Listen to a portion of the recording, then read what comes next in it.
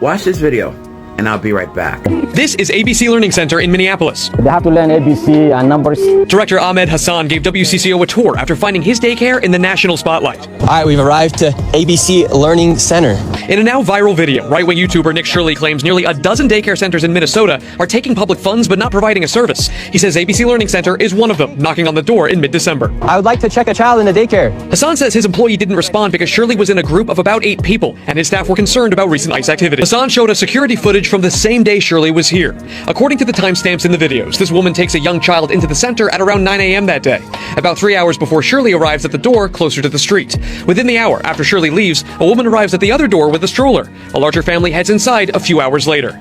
Tuesday afternoon, WCCO found at least a dozen children at ABC Learning Center, which is licensed with the state. Shirley's viral video, released over the weekend, in which he says he's uncovering tens of millions of dollars in fraud at Minneapolis daycares run by the Somali community, was retweeted by Elon Musk and Vice President J.D. Vance.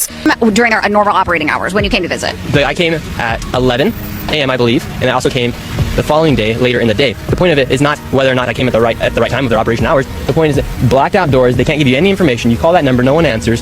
I wasn't trying to go inside, and there should be a way for somebody to actually be able to call that number and somebody to be able to answer. These aren't real businesses. But surely you don't think a daycare should just be unlocked. You shouldn't be able to just walk into a There should be a daycare. reception. No, every daycare is locked. Their doors are locked. And so, okay, you bring up a fair point. Then but why can't they actually give me information how to enroll a child?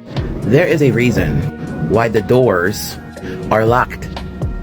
Before my aunt passed away, she owned a daycare in Miami, and I used to go down there and help her out about 20 years ago. Every time I went down there, she would remind me, do not open the doors for anyone. If someone was knocking on the door, to make sure to call her.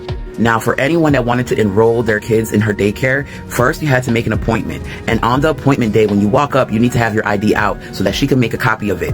This was for safety reasons. Now, that was 20 years ago.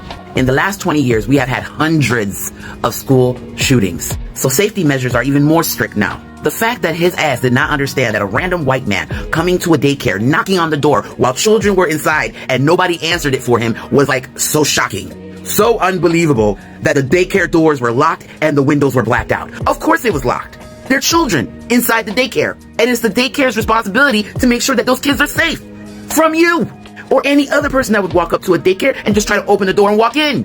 And now it's showing that the daycares that he accused were not committing fraud. I hope all those daycares that he put out there into the national limelight so that they were getting harassed and all that other shit, I hope they fucking sue the crap out of him for defamation.